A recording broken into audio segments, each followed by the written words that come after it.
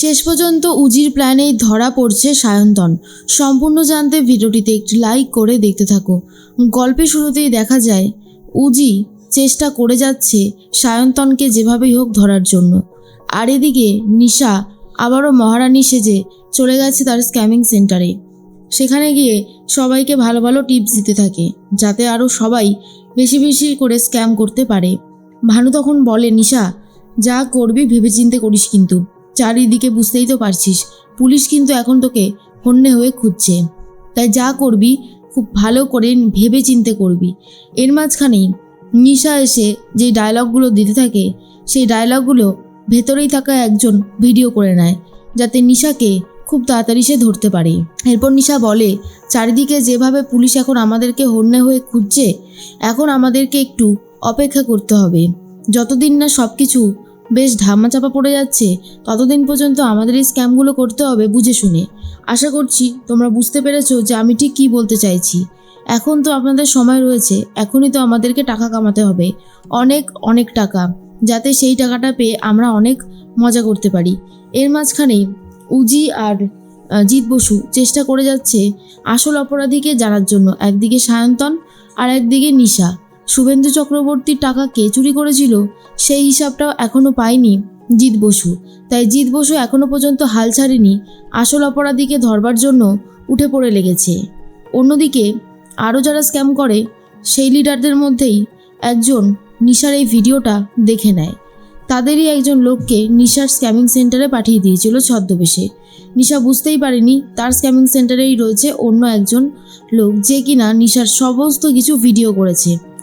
এরপরেই নিশা তখন বলে, ভানু যত তাড়াতাড়ি সম্ভব আমাদের এই বিজনেসটাকে অন্য বিজনেসে কনভার্ট করতে হবে, না হলে কিন্তু আমরা খুব মুশকিলে পড়ে যাব। ভানু বলে, কি বলছিস বলতো, তোর কথা আমি বুঝতে পারছি না। নিশা বলে, বুঝতে পারছিস না? দেখ, আমরা যে কাজগুলো করছি সেখানে তো রিস্ক থেকেই যাচ্ছে। রিস্ক যাতে না থাকে বা পুলিশের কেউ যাতে আমাদেরকে গলা তুলে কিছু বলতে না পারে, আমাদেরকে ধরতে না পারে, তারই একটা ব্যবস্থা আমাদেরকে করতে হবে, আর সেটা যত তাড়াতাড়ি সম্ভব। ভানু শুনে বলে, আচ্ছা তুই কি করবি আমাকে একটু খুলে বল, তোর কথা সত্যি কথা বলতে বুঝতে পারছি না, আর যার জন্য আমার প্রবলেম হচ্ছে। এরপরে নিশা বলে, তুই বুঝতে পারছিস না? খুবই সিম্পল। দেখ, একটা কথা মনে রাখবি, আমরা যদি ওপর দেখাই যে আমাদের একটা অন্য কিছুর বিজনেস আছে তাহলে তো সমস্যা হয় না। ওপরে দেখাবো যে আমরা গার্মেন্টসের বিজনেস করি আর আমাদের নিচে থাকবে এই বিজনেসটা, তাহলে পুলিশ আমাদেরকে অতটাও সন্দেহ করবে না। আশা করছি তুই বুঝতে পেরেছিস আমি ঠিক কী কথা বলছি। ভানু তখন বলে, হ্যাঁ সেটা তো খুব ভালোভাবেই বুঝতে পেরেছি, কিন্তু সমস্যাটা হলো জিৎ বসুকে নিয়ে। সে তো তোর পিছনে একেবারে চিনে জোকের মতন পড়ে আছে। নিশা বলে, তুই এসব নিয়ে একদম ভাবিস না।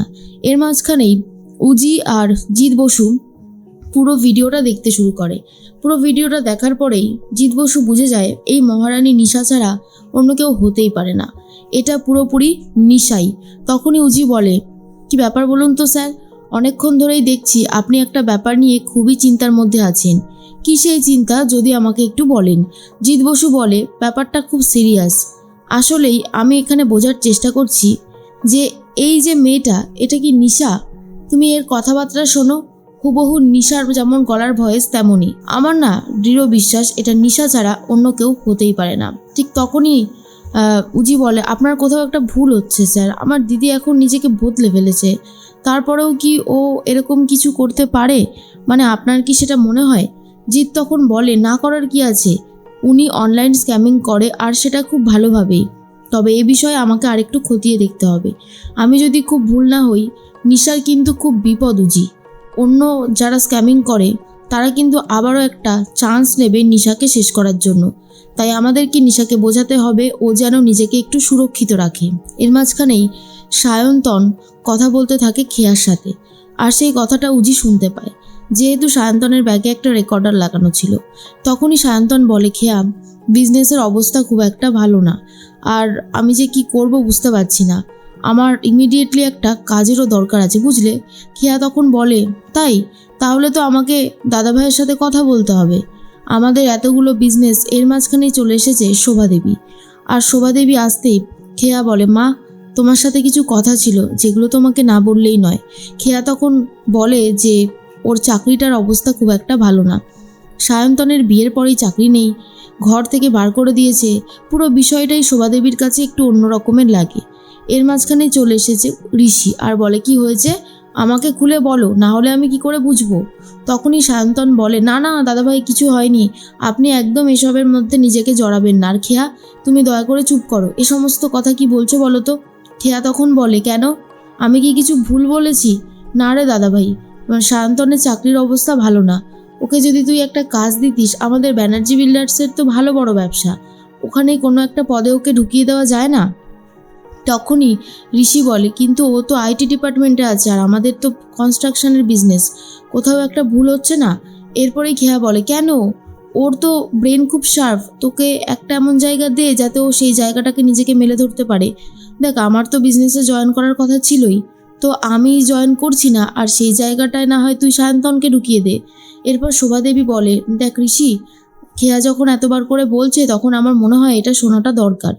এদিকে সব কথা তো শুনে নিয়েছে উজি তখন বলে, এটা হতে পারে না, এটা সায়ন্তনের পুরোপুরি একটা চাল। ঋষি কি বুঝেও বুঝতে পারছে না, নাকি আমি তো বুঝতে পারছি না। এরপরেই উজি ঠিক করে ঋষিকে গিয়ে বোঝাবে সায়ন্তনকে যাতে ফ্যামিলি বিজনেসে কোনোভাবেই এন্ট্রি না দেয়।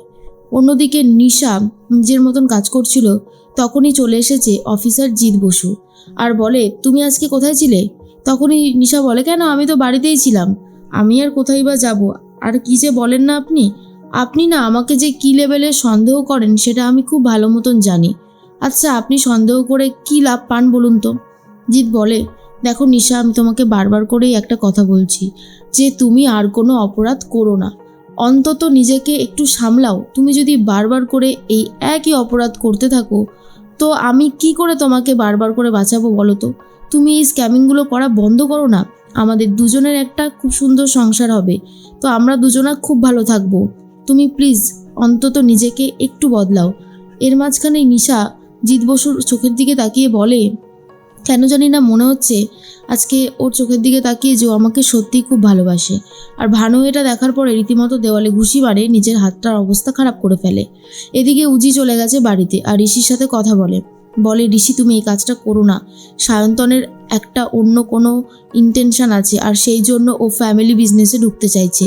জেনে শুনে ওকে ফ্যামিলি বিজনেসে ঢোকানোটা কি ঠিক হচ্ছে?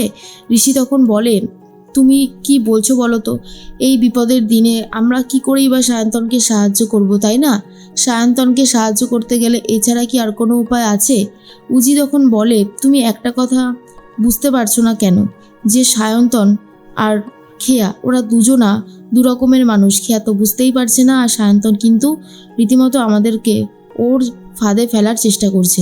উজি তো সবটা ধরে নিয়েছে, কিন্তু তবুও ঋষি কিছুতেই বুঝতে পারছে না।